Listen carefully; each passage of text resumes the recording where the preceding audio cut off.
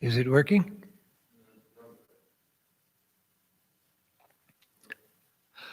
Namaste and welcome to the Vedanta Society of Greater Houston and our Bhagavad Gita class. Om Parthaya Pratibodhitam Bhagavata Narayanena Swayam Vyasena Grathitam Purana Munina Madhye Mahabharatam Advaitam Ritavarshinim Bhagavatim Ashtadashadhyayinim Amba Tvam Anusandadhami Bhagavad Gita Bhavadveshinim Vasudeva Sutan Devam Kamsa Chanuramardanam Devaki Paramanandam Krishnam Vande Jagadgurum Mukam Karoti Vachalam Pangum Langhayate Girim Yatkripa Tamaham Vande Paramananda Madhavam. Om, O Mother Bhagavad Gita, we meditate on you, who were made known to Partha by the Lord Narayana himself. You, who were included in the Mahabharata by the ancient sage Vyasa. You, the goddess, who rains down the nectar of non-dualism in 18 chapters. You, the destroyer of relative existence. We worship Krishna, world teacher, the son of Vasudeva, the supreme delight of his mother Devaki, and the slayer of the demons Kamsa and Chanura. We adore that supremely blissful Madhava, Krishna, by whose grace the mute are made eloquent, and the lame are enabled to cross over mountains. Om Shanti Shanti Shanti Harihi Om Tat Sat. Om, peace, peace, peace be unto us all.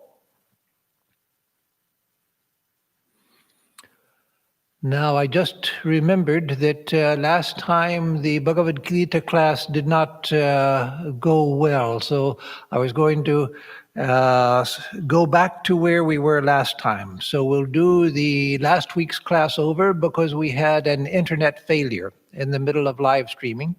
So that means that we are back on verse 3 of chapter 14. So some of you would have seen the beginning of last week's talk, maybe 20 minutes or so before the live streaming ended abruptly. So forgive the repetition of that part, but in order to have a full class, we'll do the whole thing over. So again, this is the chapter 14 on the three gunas, the three constituent elements of nature. And again, as you will remember from previous classes, in Vedanta and in Hinduism in general, other schools as well, nature means everything other than consciousness. Consciousness is the pure light of awareness, reality itself, in which this whole universe exists. And everything else is nature. That is, nature is all of that which can be experienced. And so in the previous chapter, 13, it dealt with the distinction between the seer and the seen, the drik and the drishya, between the knower of the field and the field of experience. That is, the kshatrajna and the kshatra, knower of the field and the field. So when I say the knower of the field, I don't mean that this is the knower of the field, but I, as pure consciousness, am the knower of the field in which the body, mind, emotions, everything internal, everything external is an object. So anything which can be experienced as an object, that is, anything that can be experienced, is part of nature. And the experiencer is pure consciousness. Not a process, not a mental process, beyond the mind, Consciousness, we are conscious of the mind's operations. We can watch our thoughts, we can watch our emotions, watch memories arise, images arise, thoughts arise. All of that is objective to consciousness. And so consciousness is the seer, the experiencer, the light which illuminates experience, and everything that is experienced is other, is object of consciousness. And so, because in the previous chapter he dealt with the nature of the distinction between the seer and the seen, or the knower of the field and the field of experience. In this chapter, he deals with the three gunas, which are the constituents of the whole field: mental, physical, social, intellectual, emotional, all levels of experience, except the very highest experience of self-awareness by itself. When the seer shines in its own glory, the infinite consciousness, which is bliss and of the nature of existence itself, pure being, pure knowing, pure bliss. So everything else is governed by the three gunas, because the three gunas are the constituent parts of nature. So it's not really that nature is that there are three natures, it's that there's one nature, and it is composed of these three dynamic principles of sattva, rajas, and tamas. And that's what this chapter 14 deals with, the nature of the three gunas, constituents of nature. And so as we get into the verses, we'll begin to learn what these three gunas are in detail. And of course, this is an important part of Vedanta philosophy. It explains our physical experience, the nature of the body. It explains our mental experience. It explains the outer world, the interplay of these three gunas. So in Chinese thought, as you know, there are the two principles of yin and yang. Sometimes the yin is identified as the female principle, yang the male principle, yin the cool principle, yang the hot principle. And so all of nature seems to be the interplay of these two forces. And so in Hinduism, they divide it into three. It's not that one is wrong and the other is right. It's two different ways of analyzing our experience. Both work within themselves, and you can draw loose parallels between the two systems, but you can't go too far with that. You can only draw loose parallels. For instance, tamas often has the qualities of yin, except that yin is not negative, whereas tamas is negative. Rajas has the qualities of yang, but again, rajas has negative qualities that are not the same as yang, but in a very loose way, these two correspond. And sattva, the third quality, is where you have a balance of yin and yang. And just as in the yin-yang system of Chinese thought, you have the symbol of yin-yang, and you have part of it which is black and the other side which is white. But you have the dot on each side. In the white side, you have a black dot, and in the black side, you have a white dot, to show that this is that the two are never separate, that they are constantly changing into each other. And the very symbol of yin-yang has the feeling of movement within it. The way that it's drawn, it gives the idea of movement, one into the other. And so that is true of the gunas as well. The gunas are not separable from each other. It's which is dominant that makes for the experience of that guna. But in every guna, the other two are involved. Just as in yin, the yang is involved, and in yang, yin is involved. So in the three gunas, the gunas are not separable, but one becomes dominant over the others, even though the others are present.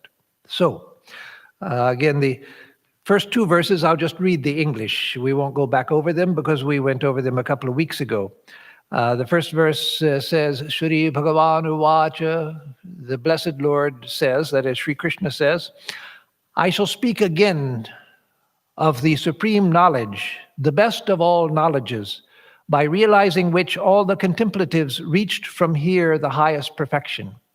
So he's promising that by understanding the three gunas, we can attain to perfection as the sages did in the past. And then verse 2, he says, having attained identity with me by resorting to this knowledge, they are not born even during creation, nor do they suffer pain during dissolution. So, having attained identity with me, sadharmyam, identity with me by resorting to this knowledge, that is, the sages of the past and present, who have understood thoroughly the nature of the gunas and understood that they are separate from the gunas as pure consciousness. That also is important. He's not talking about an intellectual understanding of the three gunas, being able to define them and discuss them and so forth, as we're doing now. He means deep experiential knowledge, which includes the knowledge that I, as pure consciousness, I, as the self, am separate from the three gunas. With that knowledge, one attains to sadharmyam, a Sanskrit term which means of the same nature as God. One becomes one with God, one becomes of the same nature as God. And they are not born even during creation. That is, if one attains to this knowledge, then one attains to identity with God. And when there is recreation, when this universe at the end of a cycle of destruction comes back into being, they are not reborn. So if we attain to that state of sadharmyam, that state of unity with God, then at the time of new creation, we're not reborn. And at the time of destruction, pralaya, at the time of destruction of this whole universe, when everything collapses back into its seed state, we don't suffer pain because we then dwell identified with the divine reality. So we're not affected by birth and death. We're not affected by even creation and destruction of the whole universe. As Swami Vivekananda says in one place that even if a star comes and crashes with this earth and we're all dead, such a one is unmoved because they have known the reality. And just as when we are dreaming and we realize in the midst of the dream that, my God, this is just a dream. It's nothing but a dream. Then suddenly the tiger that was chasing us, we realize, I don't have to be afraid of anything. This is only a dream. So such a one, even if they are still aware of the universe, they see it as a dream and are unaffected by it because they know the truth. So again, having attained identity, sadharmyam with me, by resorting to this knowledge, they are not born even during creation, that is, when creation starts again. Nor do they suffer pain during dissolution, because they have departed and identified with the reality itself, beyond all of the dreams of life. So now we take up verse 3, and we'll begin to, in a few verses, we'll soon get into a discussion of the three gunas. Mama yonir mahad brahma tasmin garbham dadhamyaham sambhava sarva bhutanam tato bhavati bharata. So mama yonir mahad brahma, my womb is that is speaking, Sri Krishna here speaking as God, speaking as the supreme reality. My womb is the great nourisher, mahad brahma. So here Madhusurana interprets Brahma not as Brahman, because that wouldn't make sense here, and not even as Brahma the creator, because that wouldn't make sense either. But here he goes to the root meaning, one of the root meanings, one of the possible root meanings of the term Brahma as nourisher. So Mahad Brahma means great nourisher. So my womb is the great nourisher. And that refers to Prakriti, that is nature. Nature. Tasmin garbham dadhamyaham. In that great nourisher, I give my seed. That is, I am the progenitor. I give my seed into the great womb, which is nature. And what is that seed? That seed is consciousness.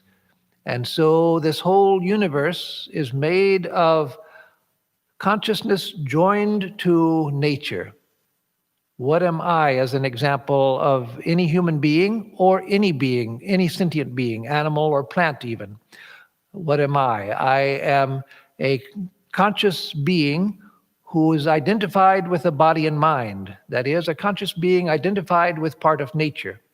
And so that consciousness is the seed from God itself, the divinity itself, reality itself, pure consciousness, which becomes identified with a part of nature. So I'm identified with this.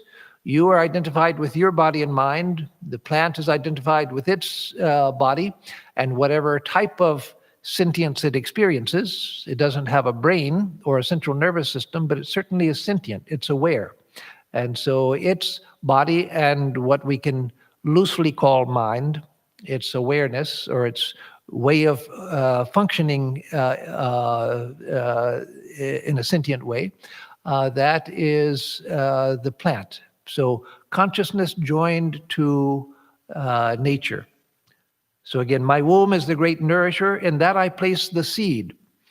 Sambhava sarvabhutanam tato bhavati bharata. O Bharata, O best of the Bharata race, or the lineage. It's not race, it's the lineage of the ancient king Bharata.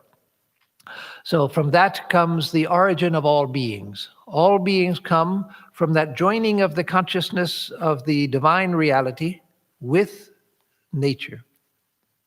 And that's what we are, that's what all sentient beings are. Then verse 4 says, Sarva yonishu kaunteya murtaya sambhavanti yaha tasam brahma mahadyoni raham bija pradapita. So here he says, O Kaunteya, that is, O son of Kunti, whatever forms, murtaya, whatever forms are born from all of the wombs, sarva yonishu. So whatever forms are born from all of the wombs, of them the great nourisher is the womb. I am the father who deposits the seed. So again, the great nourisher means prakriti, that is nature. That is everything which is objective, objectivity itself. So I deposit the seed of consciousness within the womb of nature, and from that come living beings. So, O son of Kunti, whatever forms are born from all of the wombs, of them the great nourisher is the womb. I am the father who deposits the seed. So of all of the wombs of the various living beings, the great womb is Prakriti itself, nature itself. And then verse 5 says, Sattvam rajas tama iti guna prakriti sambhavaha nibadhanti mahabaho dehe dehinam avyayam. So here he introduces the topic which dominates the rest of the chapter, the topic of the three gunas. Sasattva, rajas, tamas, iti guna. These are the three gunas of Prakriti. The guna means a quality. But here it's not a quality in the old philosophical sense. In both the West and the East, they had the idea, there was the natural common sense idea that there's a substance that has qualities. So like this cloth is a substance which has the qualities of redness and extension and all of that. So that idea that there are qualities that inhere in a substance, no, not that idea. Guna doesn't mean like that they're the qualities inhering in the substance of nature. No, they are the very constituents. There is here nothing but quality, as the Buddhists also pointed out. There's nothing here but qualities. The substance is reality itself, Brahman itself. But what we experience are nothing but qualities. And so the sattva, rajas, and tamas are the gunas. They are the constituents of nature, prakriti sambhavaha, which are born of prakriti. So again, prakriti is the unity of nature, and that unity has a threefold nature, sattva, rajas, and tamas, which we can call qualities as long as we remember that they're not qualities stuck in something else called prakriti. No, they're the very constituents. Nibadhanti mahabaho dehe dehinam avyayam. They bind the embodied souls. the embodied soul, dehinam, and meaning by embodied soul, meaning all embodied souls, which are avyayam, which are immutable. That is, the soul never changes. The changes are in prakriti, that is, in nature, in the gunas. The soul doesn't change. That's pure awareness, which is just still silent awareness, silent knowledge, silent bliss. O mighty armed one, Mahabaho, the gunas, that is sattva, rajas, and tamas, born of prakriti, prakriti sambhavaha, bind the immutable embodied being to the body. Dehe dehinam avyayam. Nibadnanti dehe. They bind the dehinam, the individual soul, dehe, to the body. So these gunas are the source of bondage. So why at the beginning of this chapter did Sri Krishna say that by knowing this knowledge, the sages have attained to sadharamyam, identity with me, with the divine reality, and thereby have gone beyond all sorrow? It's because it's through the gunas that we are bound. So if we have deep experiential knowledge of the gunas, what they are and what we are as the witness of the gunas, then through that knowledge, we attain to liberation. So that's why the knowledge of the gunas is important. We'll learn about the nature of the three gunas and how they act and interact. But the main thing to know is to know that everything that happens here in the universe is the action of the gunas. But I, as pure consciousness, am not involved in the gunas. I see them, I witness them, I witness all of the dynamic processes going on. But eventually I realize that I am, even now in my ignorance, even now I am the still point in which all of these dynamic processes are taking place. I'm the awareness that sees this. Now, as I'm saying this, moving my arms and so forth, it feels like I am moving. I'm moving my head, moving my arms, so I'm moving. No, that's movement that is the three gunas. The arms, the head moving, that's all the action of the three gunas. Consciousness doesn't go anywhere. If I walk from here to the front door of the temple, I haven't gone anywhere. Within the light of awareness which I am, which is always still and stationary, then this body moves in relationship to the building. All of that happens, but consciousness goes nowhere. I travel from here to London. I haven't gone anywhere. Scenes have changed before me. And because I identify with this body, I think this is me. This is the real me, I think, in my ignorance. Therefore, when this body moves to London, leaves Houston and goes to London, I think I have gone to London. No, I haven't gone anywhere. Just this movement takes place within the still light of awareness. So that we begin to the extent that we begin to see ourselves as awareness, to that extent we begin to see that I go nowhere. I'm the still, quiet center in the eye of the storm of this dynamic process of life. So then we come to verse 6. Tatra sattvam nirmalatvat prakashakam manamayam sukha sangena badhnati jnana sangena chanagha. O anagha, that is, O pure one. So again, as I've said in other classes, Madhusudana often points out that the names that Arjuna addresses Sri Krishna by and the names by which Sri Krishna addresses Arjuna, they choose different names for a particular purpose. Now, from a common sense standpoint, it seems that, well, they choose a name according to the needs of the very specific needs of the Sanskrit meter, poetic meter. But there's a higher reason for choosing particular names. So he's addressing Arjuna here as Anagha, the pure one, the one who has no stain, no evil within him, because he is calling out his sattvic nature. As we'll see, sattva is the guna, the quality, the constituent of purity, of light. And so he's calling that out in Arjuna. So tatra sattvam nirmalatvat prakashikam anamayam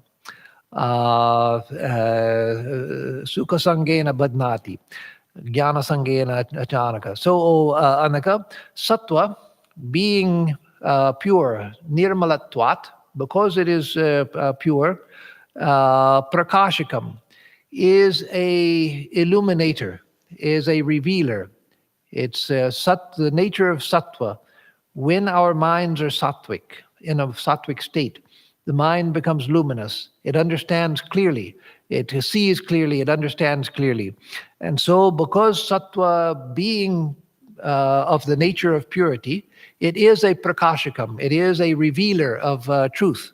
And it's also anamayam. It's without sorrow. It's free of sorrow. There's no sorrow within sattva. Sattva is of the nature of happiness, not the excitement of party-going happiness. Yes, that's one type of happiness, but that is rajasic happiness. When we go to a party and we're all excited and seeing everybody and dancing and singing and carousing and things, having a great time, that is a restless sort of happiness. Sattvic happiness is a very pure type of happiness. And when we experience it, we know immediately that this is a much higher form of happiness. That carousing doesn't compare well to it at all. When we attain to sattvic happiness, we want more and more of that, because then we know this is happiness without a reaction. Ordinary happiness, party-going happiness, and excitement happiness, that always has a reaction. Yes, we feel up for a while and then we feel down. Once I was asked out to eat with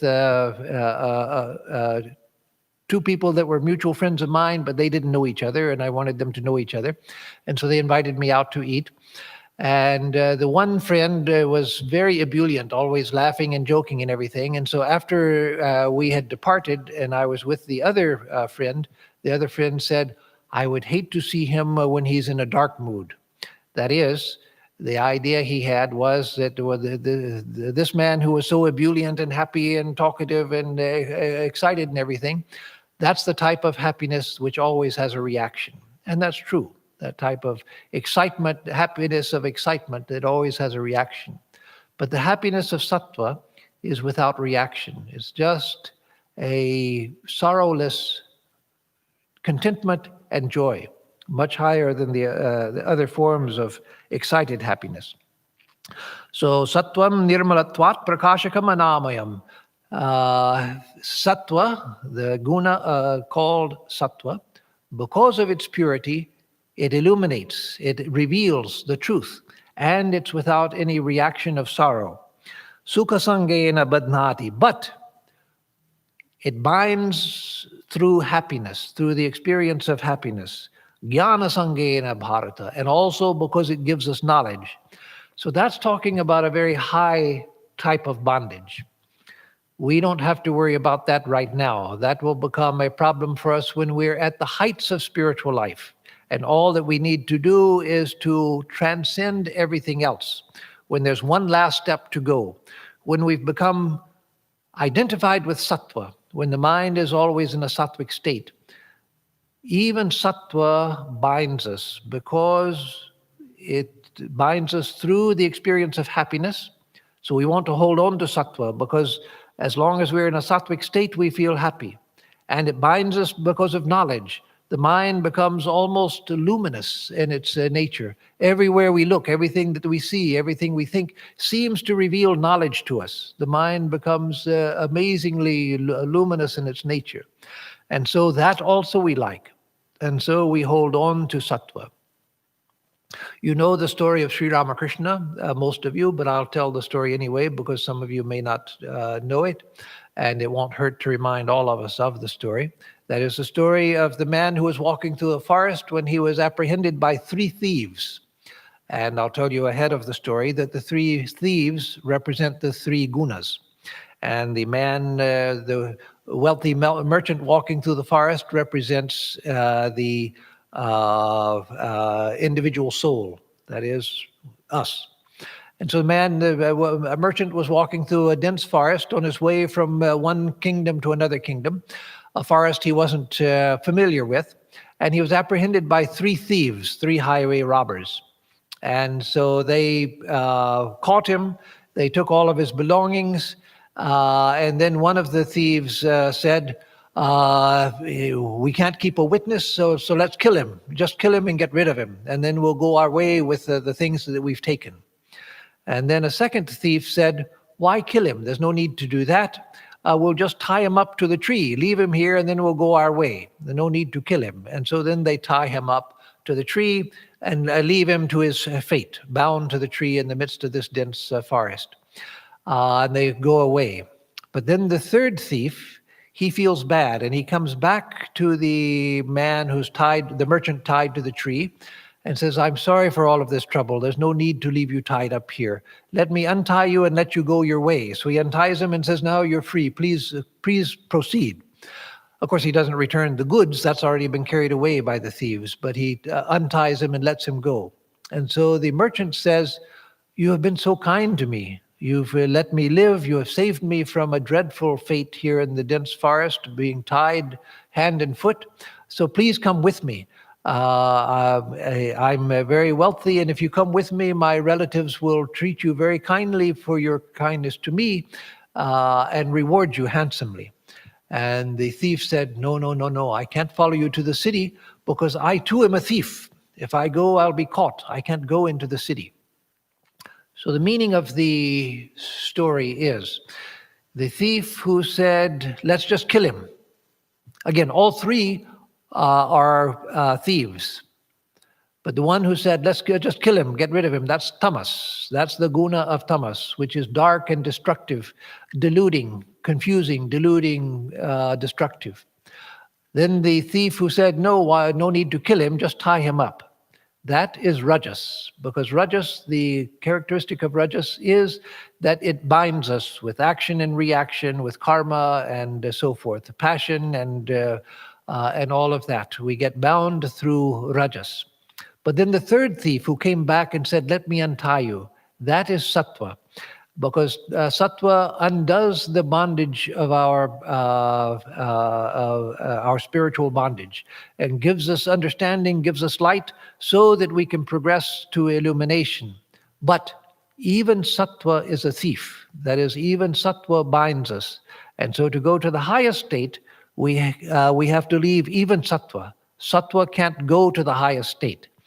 It makes the mind luminous, the heart pure, so that we can see the truth. But once we see the truth, sattva itself falls away. And then we attain to that which is Trigunatit. One of the disciples of Sri Ramakrishna, direct disciples, monastic disciples, was Swami Trigunatitananda. Swami Vivekananda used to tease him and say, your name is so long that it's unmanageable. So please shorten it to Swami Trigunatita. So later he was often known just as Swami Trigunatita. It was like Swami Bhaskareshwaranandaji, a great Swami who started the center in Nagpur. When he took sannyasa, his final vows, from Swami Shivananda, his guru, Mahapurush Maharaj, Swami Shivananda loved him very much and asked him first, you choose what name you wish to have. Of all of those who took sannyasa, he told this young man, you choose whatever name you like. And the young man said in all humility, you give me that name which no one else will take. But if you give it, then that itself will be a blessing. So that name which others reject, I'll take that. So others got their names, and he got a name which was so long that it had to be counted as 2 words in a telegram in the old days when we had telegrams. So Bhaskareshwara Ananda. They couldn't count it as 1 word. So like that, Trigunatita Ananda, his name was so long. But that's what it means. Trigunatita, he who is beyond Atita, the 3 gunas, the 3 gunas. One becomes that. One can't attain to the highest until one transcends all of the 3 gunas. So Swami Vivekananda, in places like his famous poem on the song of the sannyasin. He says, he speaks about the golden chain which binds. So sattva is the golden chain. An iron chain binds also, and a rusty old chain that also binds. The rusty old chain can be tamas, the shiny iron or stainless steel chain is rajas, and the golden chain is sattva. But even a golden chain binds. And so we have to give up all three of the gunas. So among them, again, verse 6, among them sattva being pure is a revealer and is sorrowless. O sinless one, anagha, it binds, that is sattva, binds through attachment to happiness and attachment to knowledge. So some of you have, if you've read things like the Gaudapada Karika, a famous text on non-dualism, a sort of extreme non-dualist philosophy. There, Gaudapada, and it's also in places like the Panchadashi and other texts, Vedanta Sara even.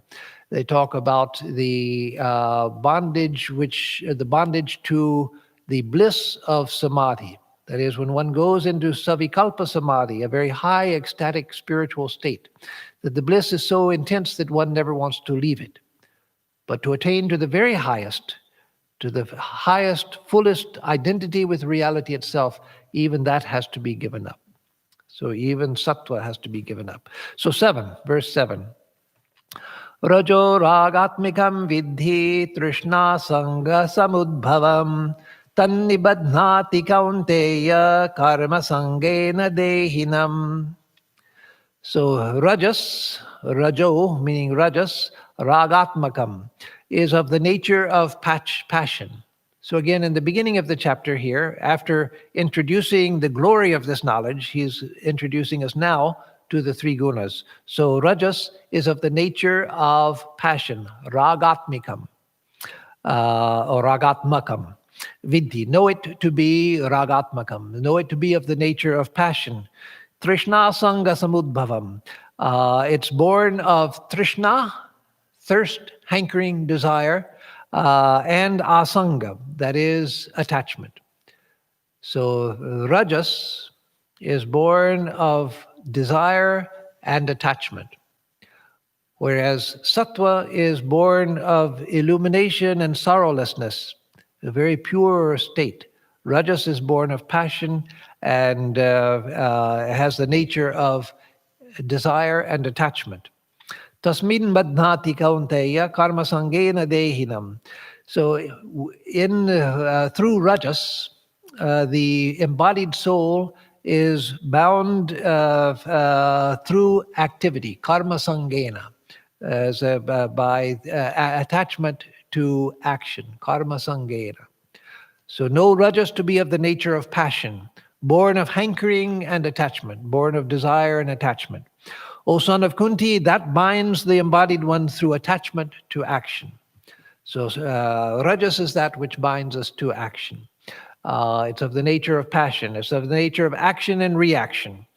It's the nature of involvement. It's the nature of intensity. It's of the nature of the agony and the ecstasy. One moment going high, the next moment being plunged down to the depths, because of its being of the nature of action and reaction. So the mind goes up one moment, it's plunged down the next moment. If I am a very rajasic person by nature, if that has become my nature, no one is permanently any of the gunas, but sometimes we tend to dwell in one or another. So if my habit is to dwell largely in a rajasic state, then I have strong likes and dislikes. Oh, I love that. I hate that. No, I hate that. But, oh, I love that. Oh, it's wonderful. Oh, I love it so much. So that is the nature of rajas, that intense likes and dislikes, intense action and reaction, going high and going low from moment to moment, etc. So know rajas to be of the nature of passion, born of hankering and attachment. O son of Kunti, Kaunteya, That binds the embodied one, us, the embodied one, through attachment to action. And then in verse 8, he reveals the nature of tamas. Tamas tvajnanajam vidhi mohanam sarvadehinam pramadalasya nidrabhis tannibadhnati bharata. Tamastu, however, tamas, he says, however, tamas, ajnanajam is born of ignorance. Tamas is born of ignorance. Vidhi, know it to be born of ignorance. Mohanam sarvadehinam. It's the deluder of all embodied beings. It's tamas which causes our delusion. So our present state of delusion, in which all of us who have not attained to enlightenment, all of us dwell in, that is caused by tamas itself. Tamas is the darkness of tamas, the confusion of tamas, the delusion of tamas, is that which covers our innate knowledge of the highest truth. It's covered by a cloud of ignorance, a cloud of tamas, a cloud of confusion. And so in that sense, tamas is the base of our present experience. Whether we are predominantly rajasic or sattvic or tamasic, the adjectives for those three gunas, tamas is the originator, because it's that which causes our original confusion, our forgetfulness that I am the infinite light of consciousness itself. I forget that through the quality of tamas.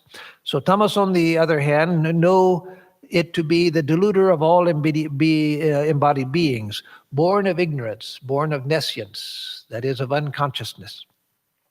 Pramadalasya nidrabhis tannibadhnati bharata. O Bharata, it binds living beings through pramada, that is, inadvertence, carelessness. Being careless, being inadvertent. Pramada, alasya, through laziness. And nidra, sleep. So it binds us through sleep, laziness, and inadvertence. So that is the nature of tamas. So all of us go every day through these three gunas. Even a great soul eventually, at the end of the day, gets tired and goes to sleep. That is, enters into a tamasic state. So all of us go through the three gunas every day. But one of the gunas will tend to predominate in our life at a particular stage of life. So what we want to do is to overcome all three by using their gradated nature. At the bottom is tamas, which is darkness, which is ignorance, which is confusion, which is destructive. We overcome that through rajas. If you study Swami Vivekananda, you'll see over and over again how he tells his countrymen that because of millennia in India, literally millennia of cultural activity, the culture had become tired. And after 1,000 years of slavery, the country had entered into a tamasic state. So he said that you must wake up, my countrymen. Inspire rajas, that is, inspire activity, so that you can overcome the tamas which the culture had fallen into because of long ages of cultural activity, which led to a final tiring of the culture. Most cultures in the world, we see that they have a birth of a culture, a civilization, a growth and development, oftentimes a golden period, and then a decline, and finally a death, like with the ancient civilization of Egypt.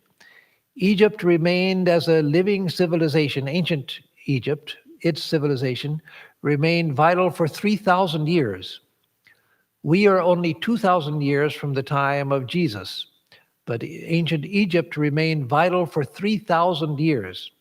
But finally it died, and so ancient Egypt is no more.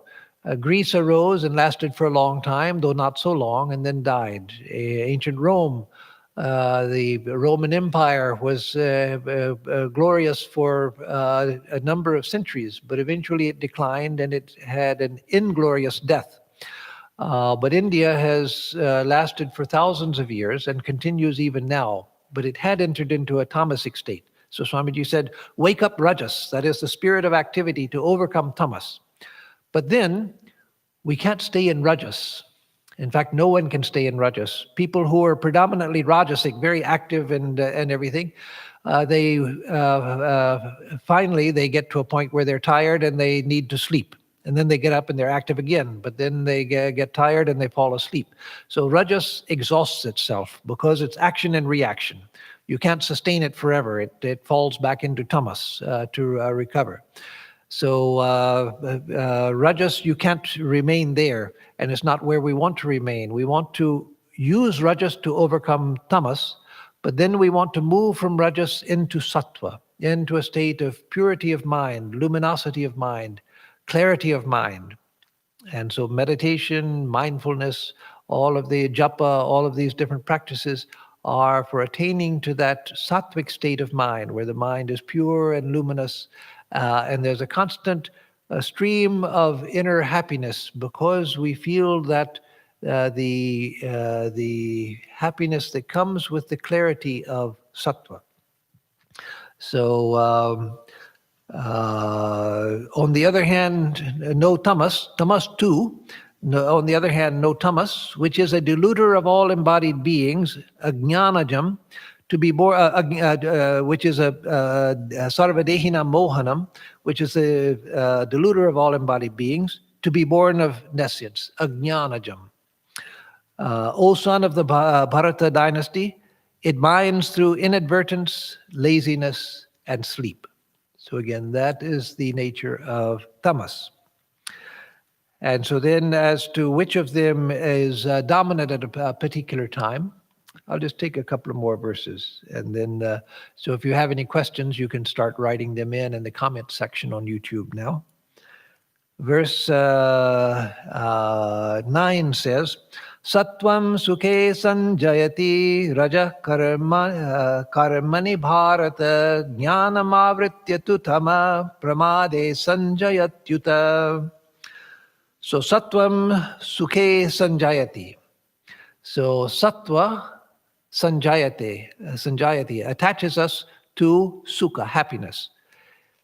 It's the nature of sattva that it makes us attached to happiness. As Sri Krishna said in a previous verse, a couple of verses ago, it attaches us to knowledge also, the sort of luminous quality of the mind that sattva brings. But here he's simplifying and says sattva attaches us to happiness. Raja karmani bharata.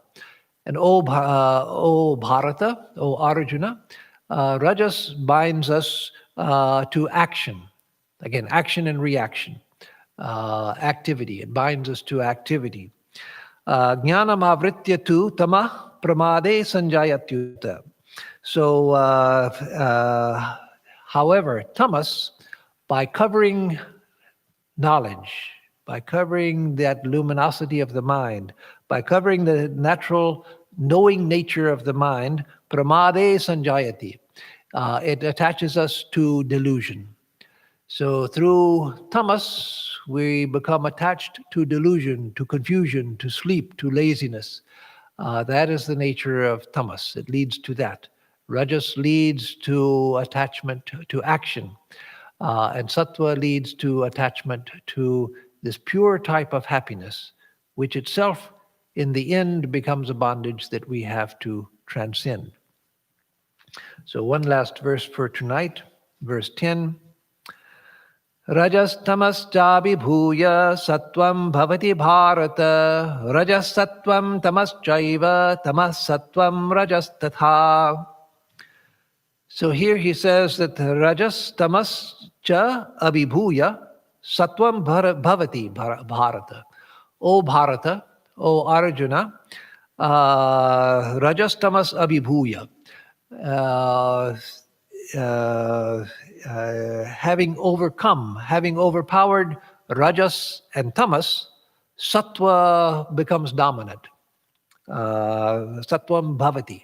Sattva grows, it becomes dominant by overcoming rajas and tamas. So each of the gunas has the power to overrule the other two. Again, all three are bound together. They're never completely separated, but one has the ability to overpower the others. Just as in Chinese thought, yin and yang, yin can become dominant or yang can become dominant, but they seek to balance the two, yin and yang, in an equilibrium, which is the healthy state.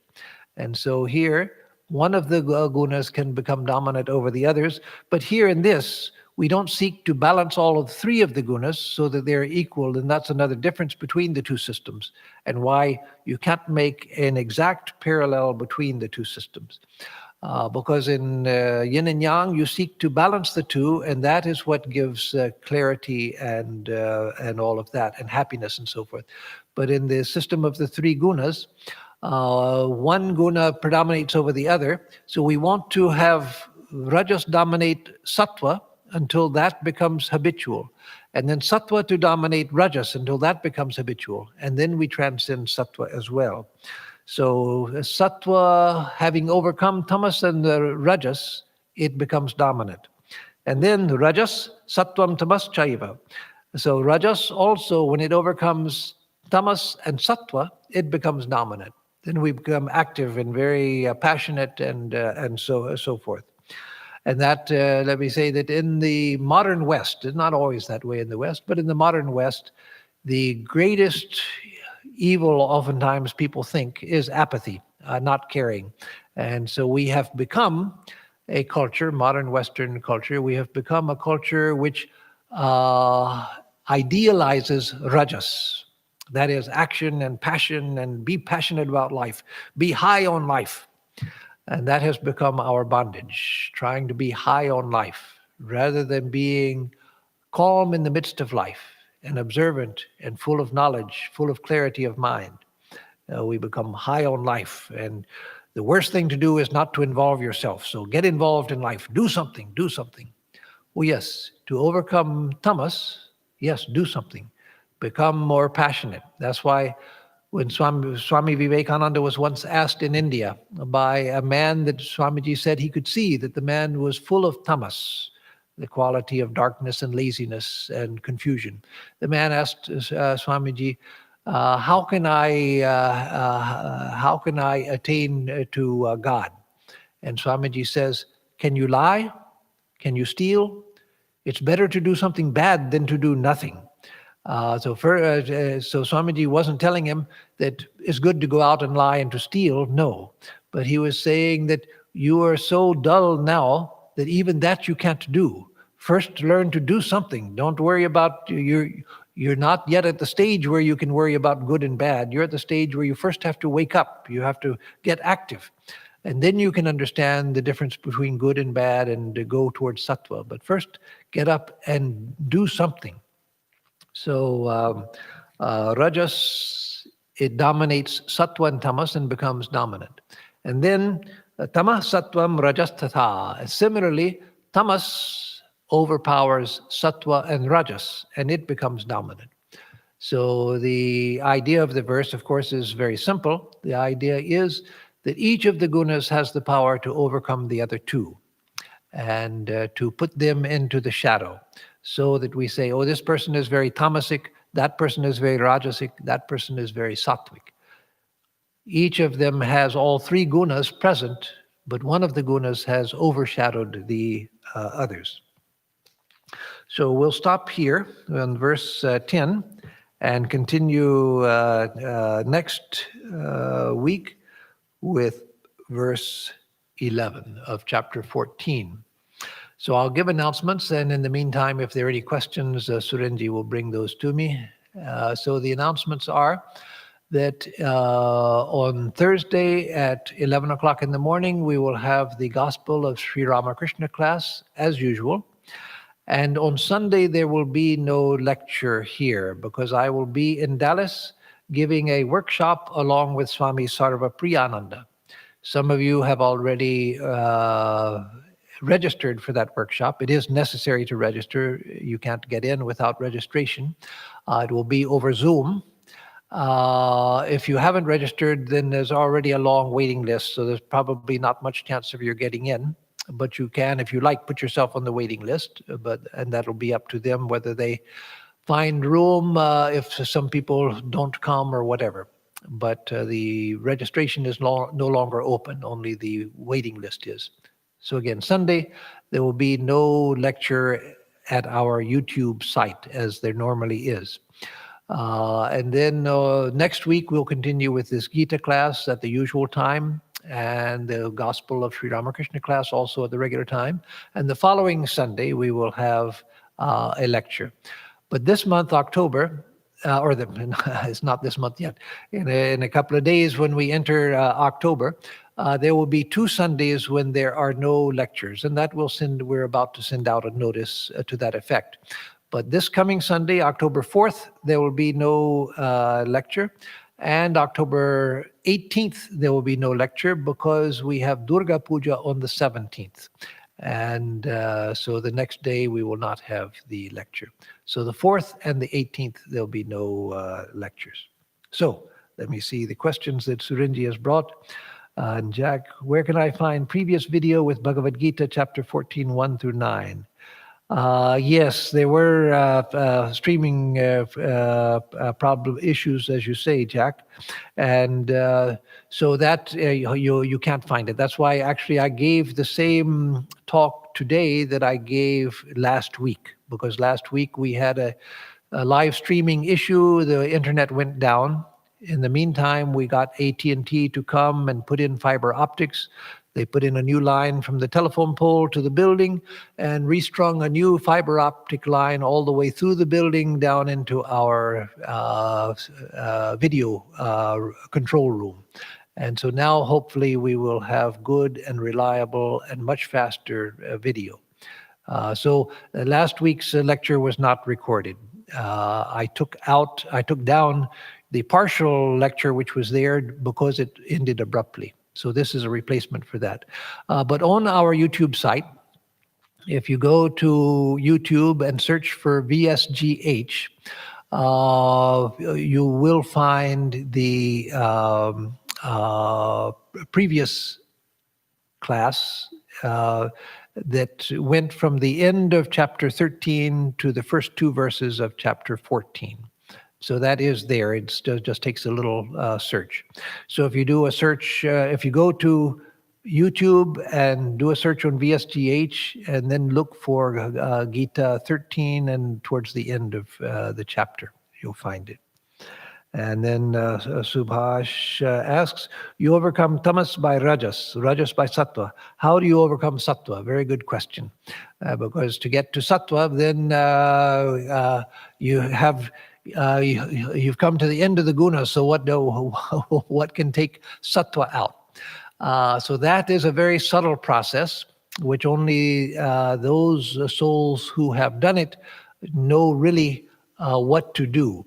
But when the mind is in a perfect state of sattva, then one seeks nirodha. That is, one tries to bring the mind to perfect stillness so that one transcends the mind itself.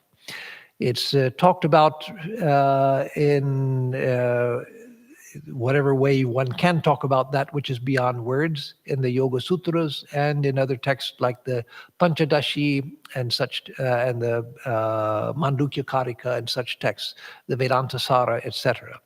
But think of Sri Ramakrishna when he was under the tutelage of Totapuri, his teacher of knowledge, the non-dualistic knowledge, that every time he concentrated his mind, he saw the blissful form of Mother Kali. And he couldn't go beyond that. Totapuri kept saying, no, you have to go beyond the image of Mother Kali, or you have to go beyond the perception of Mother Kali.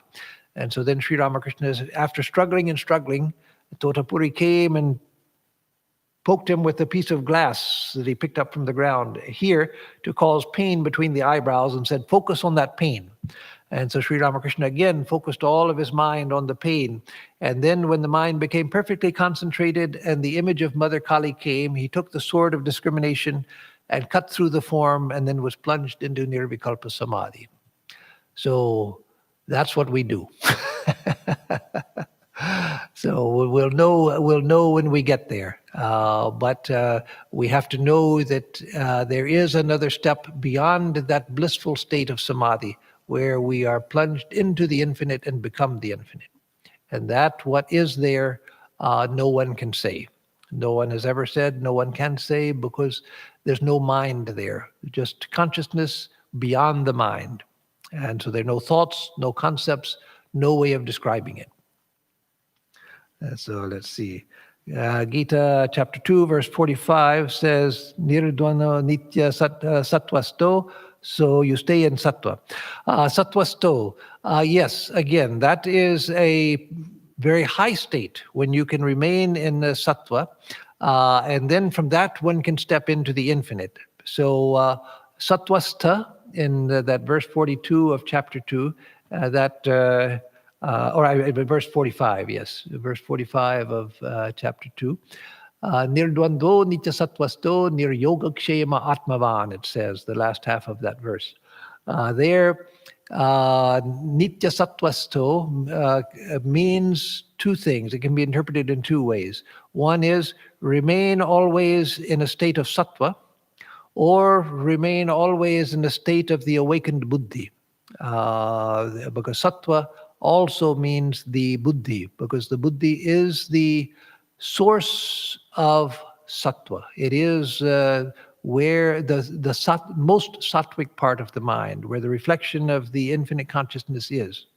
So nitya sattvasto, remain in a state of purity, remain in a state of being awakened, because from there you can step into the infinite.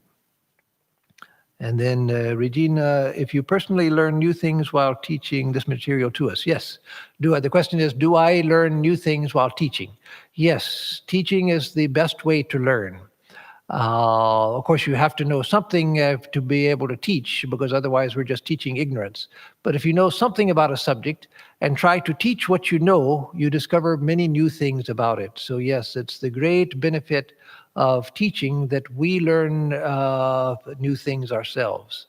So, and that a teacher of any kind and at any level of teaching should always remember that. Instead of thinking that I am teaching others, no, I'm learning myself. And as I'm learning, let me share it with others in case it's of help to them.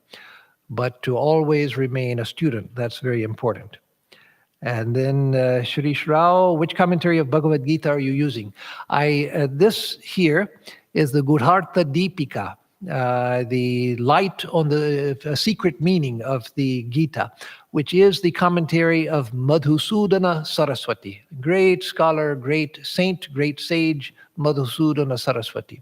Now, I don't refer to it often when I'm teaching. I just give the meaning of the verses, but I have previously studied Madhusudana, so usually what I'm saying is in tune with his interpretation, even though I'm not teaching from the commentary itself. I'm just teaching from the verse, but my commentary is largely based on that of Madhusudana Saraswati, though when I contradict it, I usually say so. And then Jayanti, do the gunas decide our work or tendency to work? Can work be such that it transcends the grip of the gunas? A very good question. So yes, our work, the way that we work and everything are governed by the gunas, that which is dominant within us. And again, I've put it in a simple form that sometimes tamas is ascendant, sometimes rajas is ascendant, sometimes sattva is ascendant. But actually the gunas are all mixed up, can be mixed also. I can have sattva inspired by rajas, or tamas inspired by rajas, or rajas inspired by tamas, or rajas inspired by sattva. So these mixing of two neighboring qualities also happens. And so our work is inspired by this mixing and dominating influence of the gunas.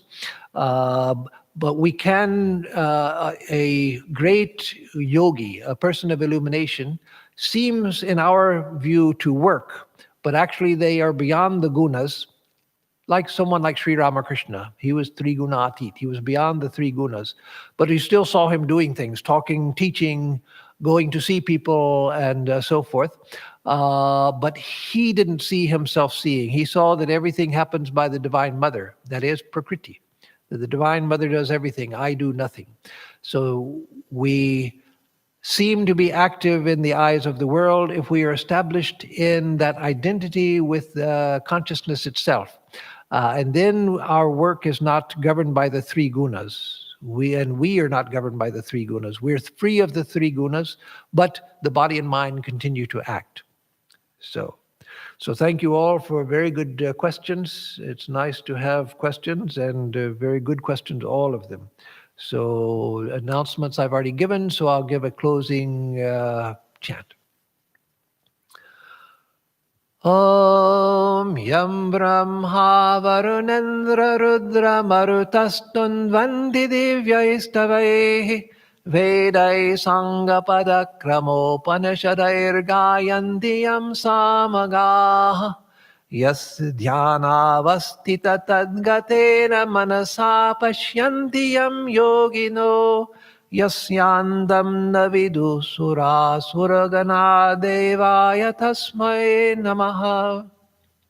We bow to that Supreme Being, whom Brahma and other gods praise with divine hymns, whose glorious the singers of the Sama hymns sing through the Vedas and Upanishads, whom the yogis see with their mind absorbed in that through meditation, and whose end or beginning neither the gods nor the asuras know. Om Shanti, Shanti, Shanti, Harihi Om Tat Sat. Om, peace, peace, peace be unto us all.